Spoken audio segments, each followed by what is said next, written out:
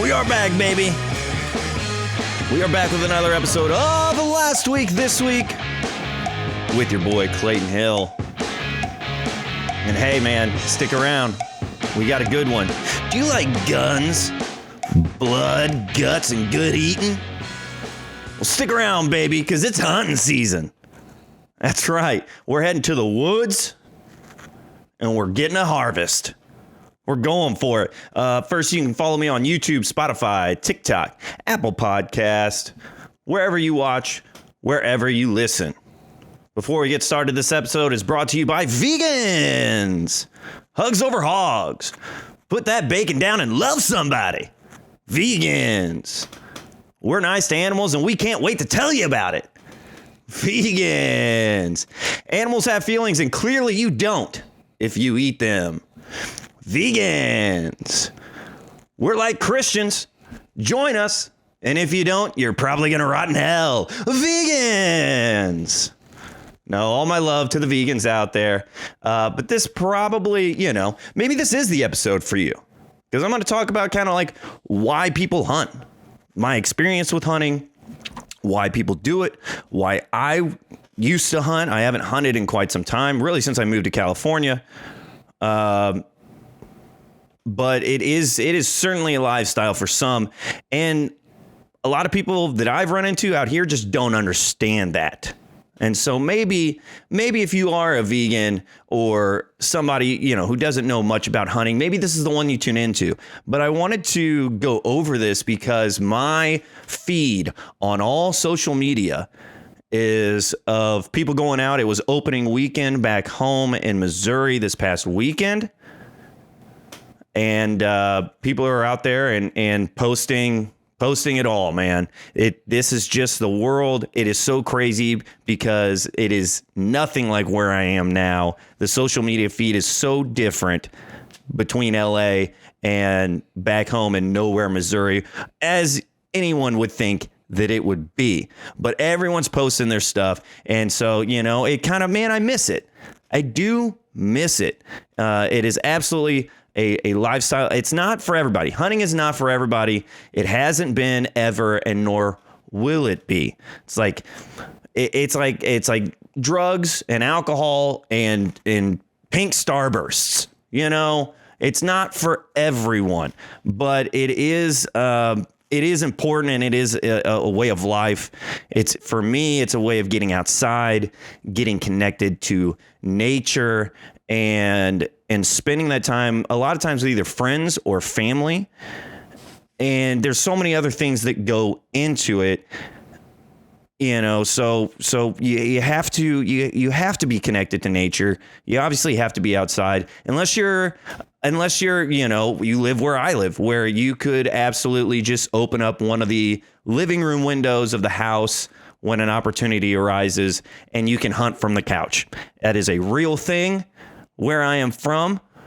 And so, if you're not that person, then most of the time you do have to get out and get involved. But it is absolutely on a conservation side for me. I am not a trophy hunter.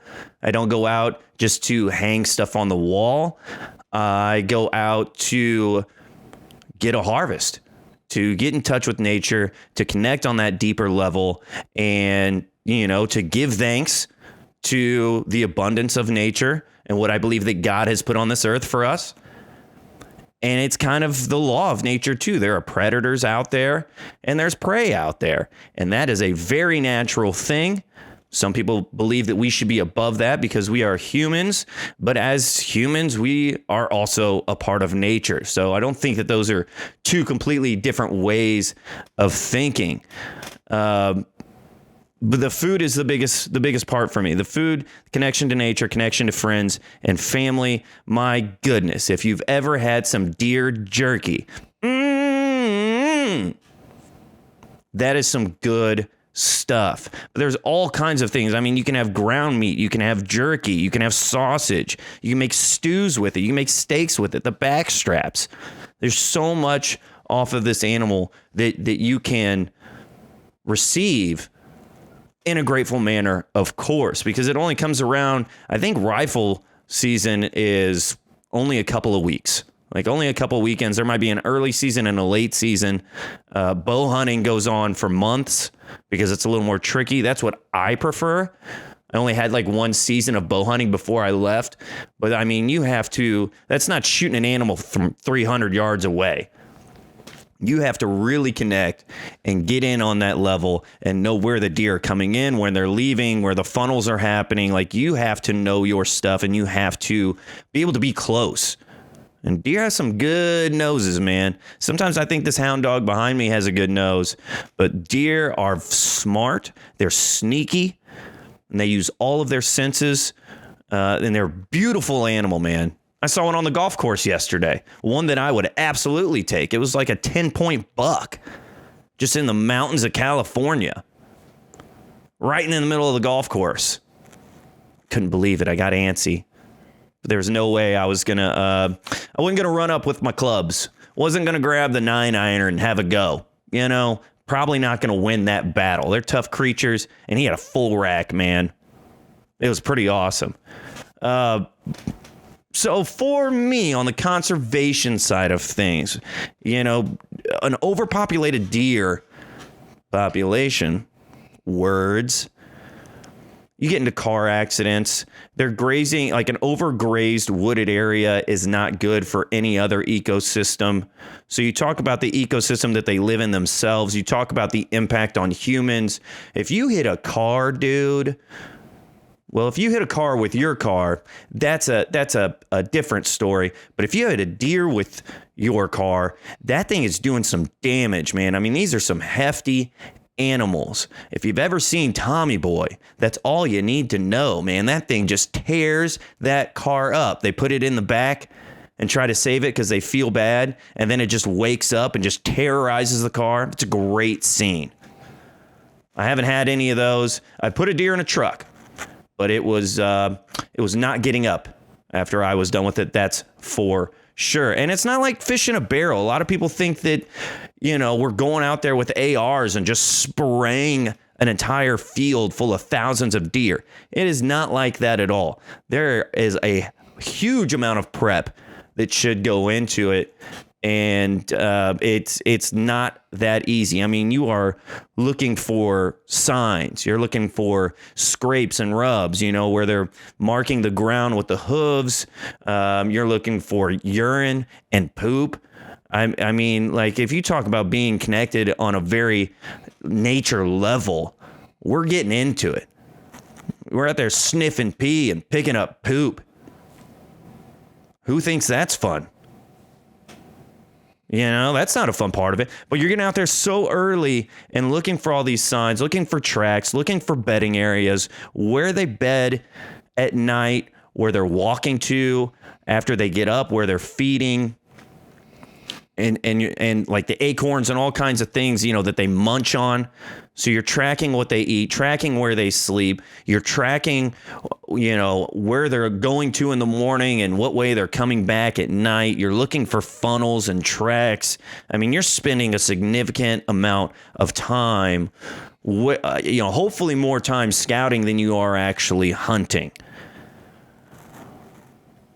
And it takes weeks of preparation. So, you know, we go through all the ethical side of things. I mean, if you don't feel like killing an animal, don't kill an animal, you know. But if you're more on the side of that, this is a part of nature and it is a lifestyle and it provides so much food. Like, I don't hunt now because I don't have like a deep freezer to keep everything. So there's no point in me hunting, even though I would love to. There's no point because I can't reap the harvest. And there's some good programs out there too, where if you're in that situation, there are actually places that will take that meat and they will donate it to people that are in need. And so that's another option. You know, if you just want to go, you know, grab a few pounds of ground meat, get some sausage, get some jerky, take some cuts for steak, and just get a little medley going on, and you don't have the space for rest, you can totally donate it in the winter, especially when, you know, people need food. Heck yeah, man. I'm all about that. And I'm not going to spend too much time on it because I don't want to, I don't know, man. You either hunt or you don't. But hopefully that opens up some people's eyes to see why people hunt.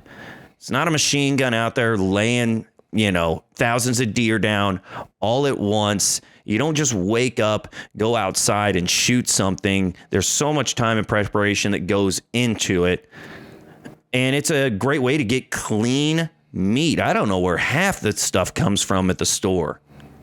I would much rather take it straight from nature, from farm to table, wood to table kind of a deal.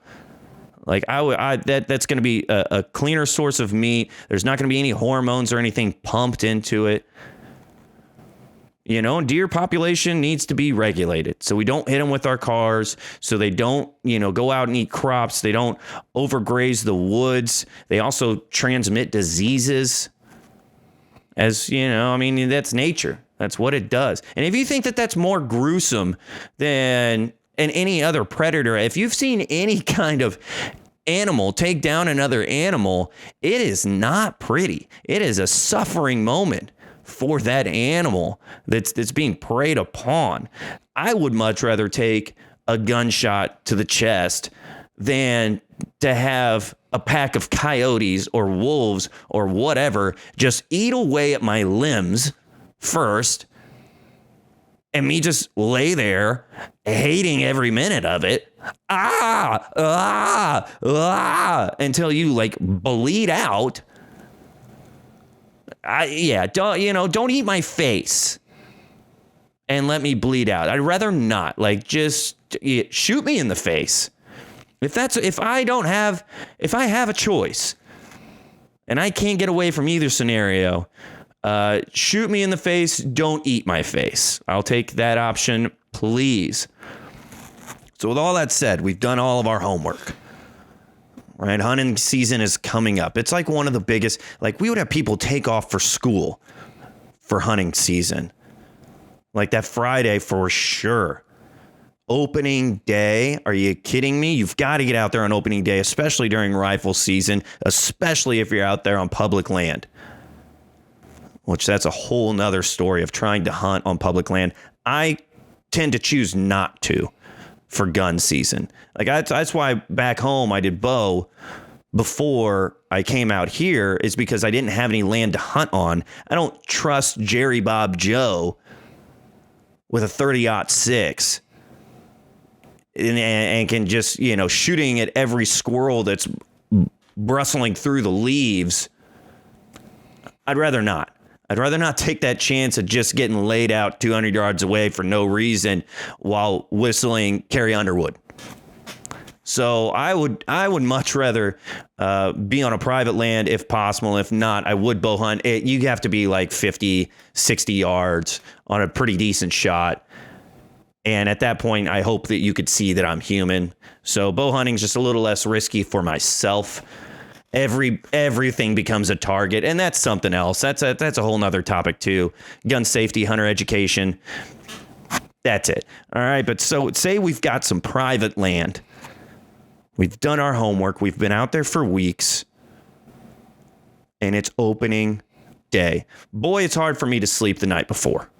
I will say that, and that's no problem because you usually have to wake up at 3:30 in the morning. We're going to be 3:30, 4 o'clock in the morning. Before all the other creatures, while everything's sleeping, we're up. And we grab about 18 pairs of gloves and whatever, sweaters that grandma sewed us back in the day. We are throwing on every piece of warm clothing that we have. And we're bundled up looking like the little kid off of A Christmas Story that's out there and can't even move his arms. Because hunting season's usually when it's cold. And you're not doing, most of the time you're not stalking deer. You're not on the ground and stalking deer and walking around. You're up in a tree stand. And maybe it's one that your grandpa built that has a couple of questionable ladder rungs. And you might have to just lean over to the left side because the right side's falling apart. Most of the deer stands that I've seen, if you don't get them from the store, they're being built and they stay there for a while. And it's usually a good spot. You just go to the hunting spot. And hopefully you have some kind of strap Almost said strap on. I mean, whatever you know, I'm not going to tell you what to do in the woods by yourself. If you want to take a strap on, go for it, man. But hopefully some kind of safety harness. But we're getting out there. We're walking. We've got 18 layers of clothes on. Dad's with us because we're 13 and we don't know how to hunt yet. And we're walking with Dad. And we're getting out there, and God forbid you step on a twig, man. If you're with an elder and you are hunting, you better just hover to the deer stand, because you're getting smacked if you make too much noise. You don't want to wear the jackets that go right? You need something cloth, because you step on one twig, you're getting popped. So we're going out there. We're in stealth mode. We've done all the homework. It's cold as hell. You can't see anything. You might be having a flashlight going in, trying not to wake anything up, just getting in the woods undetected. Step one. And we got all of our stuff. We rig it to where somehow we only have one pinky to use to climb the ladder, because we've got 18 other fucking things in our hand. And so you're climbing on this frozen ladder with one pinky. And we're getting up there. You get up there, you get settled, get your gun where it needs to be, usually across the lap. Maybe it's leaning against the tree. I don't know how big your deer stand is. Or if you're in one of the climbing stands, I've done one of those, where you've got this little chair that you sit in, and that's the top half, and it has the rungs that connect to the back of the tree. And then your feet are hooked in to the bottom half. And then you go up, you hook it on the tree, you stand up, bring the other ladder up with you, hook that into the tree, stand up, hook the top part, bring the legs up. You're like shimmying up like a squirrel that's having a really rough day. And that's also fun and exciting. We get up there and we get settled, and we're waiting. We're waiting. We've checking all of our shooting lanes. We've trimmed some branches, so we've got some places where we've got good shots, no twigs or anything in the way. Looking around, checking all the surroundings. It's quiet. It's still dark out. The sun is barely coming up over the hill. It's about to be that time where you might see something, and then you take a nap. You don't mean to. It just happens. Right at the point of the best part of the day, you take a little snooze. You probably missed the one that you wanted to come by. You wake up real quick, either because you're falling out of the stand or you realize that you've fallen asleep. And so you're in this rickety thing. You just shake up. The whole thing shakes. Because it's scary, man. If you have a dream where you're falling, if you've ever had one of those, it's like real during hunting season. So you wake up, take a little shake, you're looking around, nothing's going on. You check back at your dad. Okay, he's still good to go. And then all of a sudden, you hear something. You look over real quick. You can't see anything. It's been a while. You hear it again. Your eyes are locked. Your eyes are drying out at this point because you're staring at this spot for so long, waiting to see if something comes out of it. And you're waiting, and you're waiting, and you're waiting. And then a squirrel jumps up over to another tree because it was just a squirrel. Because all we're really doing is watching squirrels whenever we deer hunt. All right, well, that took a lot of energy. Better take another nap. Didn't mean to. It just happens. We have the falling dream. We wake up. Shake everything all over again. Then we hear something else. Same thing, though. Is it squirrel? Is it a bird? What's going on over here? I'm about to just shoot it just to find out. Goes back to the public hunting, right? Why we don't do that. But then you do see something. Oh, you see some antlers going on. Oh, yeah, baby. That's what I'm talking about. You count them. 1, 2, 3, 4. You can only see one side of the rack. Okay. All right. Well, if I got 4, I'm probably going to take this one. And then it turns to you and it's missing the other side of the rack. And then you don't have anything. Like, I'm not going to shoot that because I would rather have both of the racks if I can. Now, if it's on the last weekend, it's going down. But I'm waiting for the big one. And I did have my shot at a big one time. One of it came through with my dad. Saw it come over. He saw it before I did. He was waiting. He almost took the shot. But then it came across where I was at. And this was like the first deer that I've ever seen. Not ever seen, but like the one that I had a good sized deer for me to shoot. And I put the gun up there. And man, my heart is racing. I've never had it race this fast. Just not stopping. And what you want is a good, clean shot where you're nice and relaxed. So you can take aim, that you know that you're having a good shot, and you gently pull the trigger, and it's all good, right? But this thing, my barrel's just rattling on the edge of the deer stand. And I'm rattling and I'm rattling. I don't advise to do this, but I close my eyes and I take the shot and I launched it right in the side of the deer's neck, just straight to the jugular. That's not an optimal shot. Usually you want to go for the lungs or the heart.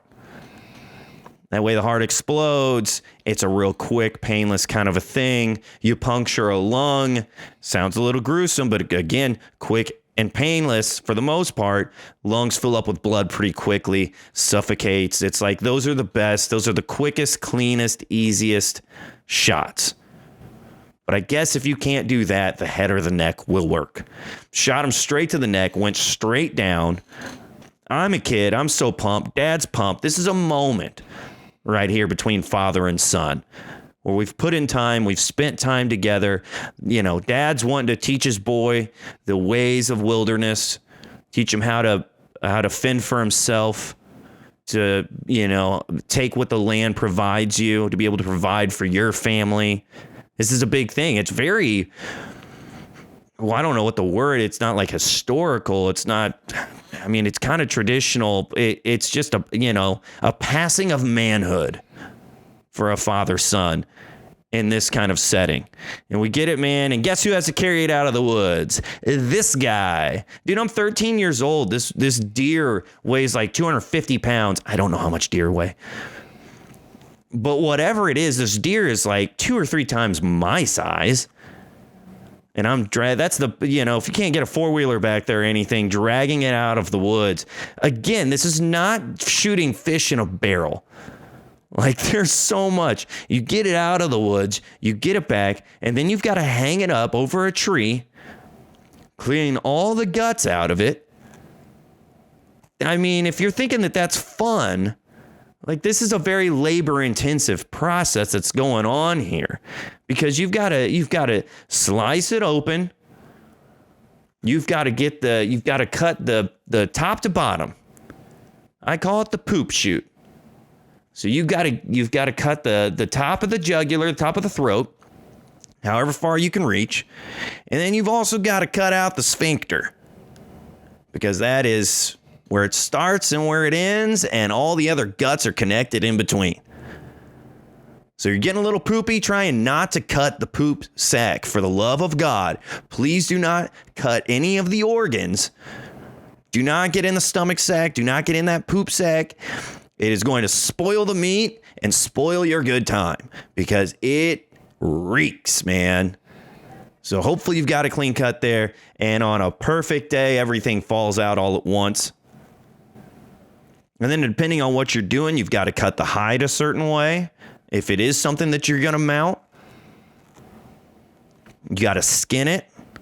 You can choose to cut it up yourself, or you can take it to a butcher, and then you wait weeks and weeks and weeks and weeks, because what's happening is all these deer are coming into the butcher houses at the same time.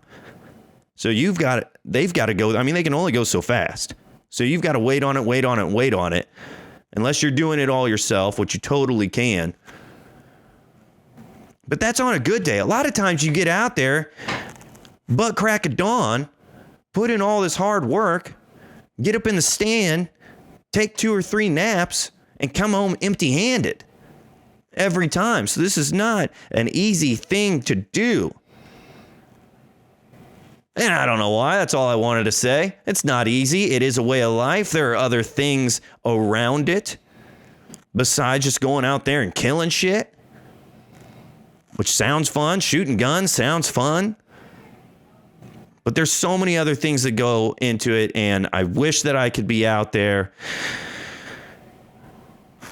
I wish that this is like the time of year that I miss the cold. The cold only meant one thing back home, and that was hunting season. And I got excited for the winters because it was hunting season. Without hunting, I don't need the cold. I'm good to go, man. But this is the one time it's getting a little chilly out here in Southern California. Got to the mid 60s. Watch out. I had to put on a jacket. Whoa.